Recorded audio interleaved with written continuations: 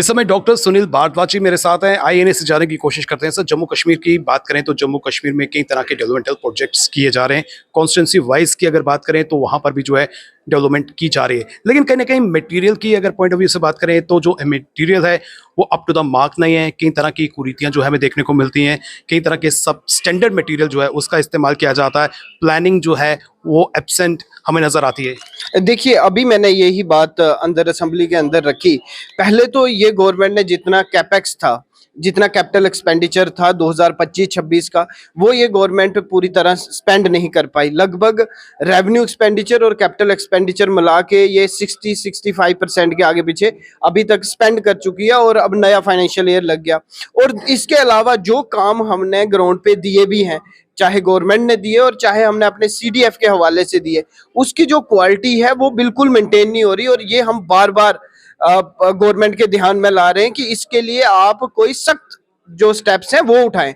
लिहाजा चाहे वो रोड इंफ्रास्ट्रक्चर हो, चाहे वो स्कूल बिल्डिंग्स हो, या जैसे मैंने अभी बोला कि मैंने एक यूटी कैपेक्स में पिछले ही साल एक सिंथेटिक वॉलीबॉल कोर्ट रामनगर में बनाया, और आज अगर उसकी आप 3 महीने में कंडीशन देखेंगे तो आप बोलेंगे कि ये क्या बना दिया। It's a share wastage of money. तो लिहाजा चाहे रोड इंफ्रास्ट्रक्चर है, चाहे दूसरे इंफ्रास्ट्रक्चर प्रोजेक्ट्स है, उनमें क्वालिटी बिल्कुल मेंटेन नहीं हो रही। जो पैसा आ भी रहा है, गवर्नमेंट दे रही है, हम अपने सीडीएफ से दे रहे हैं, वो शेयर वेस्टेज ऑफ फंड्स है। चेक एंड कंट्रोल नहीं हो रहा है, बिल्कुल चेक एंड कंट्रोल नहीं है। और मुझे लगता है गवर्नमेंट इस चीज की तरफ ध्यान नहीं दे रही। जो क्वालिटी ऑफ असेट्स हम बना रहे हैं, हम विकसित भारत की बात कर रहे हैं, मगर विकसित विलेज कैसे बने, चाहे वो टक्की बन रही है, चाहे वो पुली बन रही है, चाहे वो कुआं बन रहा है, चाहे वो स्कूल बन रहा है, चाहे वो रोड बन रहा है, उसकी क्वालिटी तो मेंटेन होनी चाहिए। एटलीस्ट 5 साल तक तो वो चीज चलनी चाहिए। तो लिहाजा उसी के लिए मैंने बात की कि जो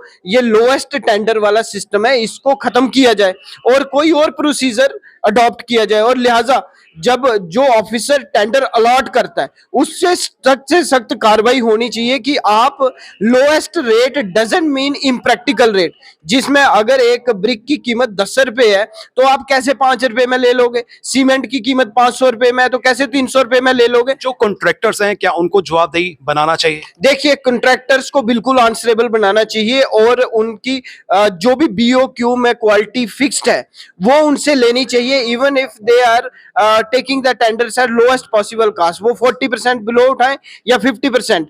जब वो टर्म्स एंड कंडीशंस एग्री कर रहे हैं कि जो टेंडर डॉक्यूमेंट में क्वालिटी लिखी है हम वो डिलीवर करेंगे, तो वो फिर डिलीवर क्यों ना करें। इसका मतलब है कॉन्ट्रैक्टर्स और डिपार्टमेंट्स की कोई सांठगांठ चल रही है, और वो सब स्टैंडर्ड जो काम है वो जेई एई या एक्शन वो कैसे पास कर रहे हैं। तो लिहाजा गवर्नमेंट इस मुद्दे पे बिल्कुल सख्ती से कार्रवाई करनी चाहिए, ताकि ग्राउंड लेवल पे जो क्वालिटी ऑफ असेट्स है वो मेंटेन हो सके। फंड्स की बात करें तो फंड्स का दुरुपयोग तो एक तो जिस तरह से सब स्टैंडर्ड मटेरियल के पॉइंट ऑफ व्यू से आपने रेस किया, दूसरा ये भी है कि प्लानिंग की कमी नजर आती है। एक तरफ से डेवलपमेंट की जाती है तो दूसरी तरफ से दूसरा डिपार्टमेंट जो है वो कुंभकर्ण की नींद से जागता है, और वहाँ पर जो है अगर रोड बनती है तो रोड को जो है उखाड़ देता है, या कोई और डिपार्टमेंट आकर जो है वहाँ पर डेवलपमेंट करना शुरू हो जाता है, और जो पहली डेवलपमेंट में पैसा हमने इस्तेमाल में लाया वो पानी की तरह व्यर्थ हो जाता है। देखिए, इनको बड़ा इंपॉर्टेंट है कि जो एमएलएज हैं उनको ऑन बोर्ड लिया जाए, क्योंकि एक एमएलए अपनी कॉन्स्टिट्यूएंसी के एरिया से वाकिफ होता है और उसको पता है कि कौन कौन से डेवलपमेंटल प्रपोजल्स हमारे हैं, और लिहाजा स्टेज मैनर में चीजें होनी चाहिए। आपने आज ब्लैक टॉप की, कल आप वायरिंग डालना शुरू कर देते हो, परसों आप पीएचई की पाइप्स डालना शुरू कर देते हो। तो लिहाजा एमएलए को ऑन बोर्ड लेना चाहिए, और कोई भी कॉन्स्टिट्यूएंसी का काम बिना एमएलए की मर्जी के नहीं होना चाहिए। और इसके अलावा जो डिपार्टमेंट्स हैं उनको अकाउंटेबल और आंसरेबल बनाना चाहिए, क्योंकि जो भी क्वालिटी है वो एक एक्शन की, एक चीफ इंजीनियर की जिम्मेवारी है कि ग्राउंड पे क्वालिटी मेंटेन हो। आपने आज एक चीज इनॉग्रेट करके आते हो, 6 महीने में वो चीज उधर होती नहीं है।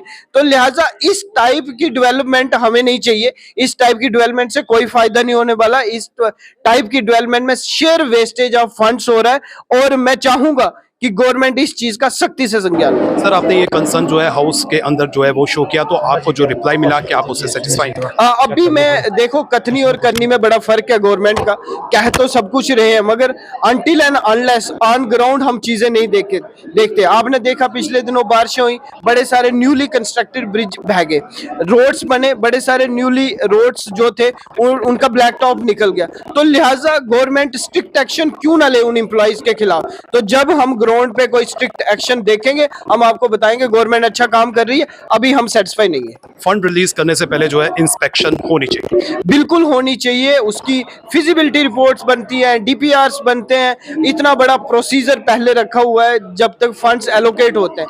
मगर जब फंड्स एलोकेट हो जाते हैं और उसके बाद जब ग्राउंड पे काम शुरू हो जाता है, मुझे समझ नहीं आती कि डिपार्टमेंट और कंट्रैक्टर्स की आपस में कौन सी मिलीभगत होती है कि जो लोगों के लिए चीज बननी चाहिए वो प्रॉपर नहीं बन पाती। बहुत बहुत शुक्रिया सर, आपने हमें समय दिया और कहीं ना कहीं जो है आम जनता का पैसा जो है पानी की तरह व्यर्थ जो है हमें देखने को मिल रहा है। जिस तरह से अगर हम डेवलपमेंट की बात करें, डेवलपमेंट ज़रूरी है लेकिन पैसा जो है वो वेस्ट नहीं होना चाहिए और कहीं ना कहीं चेक एंड कंट्रोल होना चाहिए और खासकर इंस्पेक्शन जो है फंड रिलीज करने से पहले जो है ज़रूर ग्राउंड पर होनी चाहिए। फिलहाल करण सिंह और मुझे यानी कि रितेश गुप्ता को दीजिए इजाज़त। नमस्कार।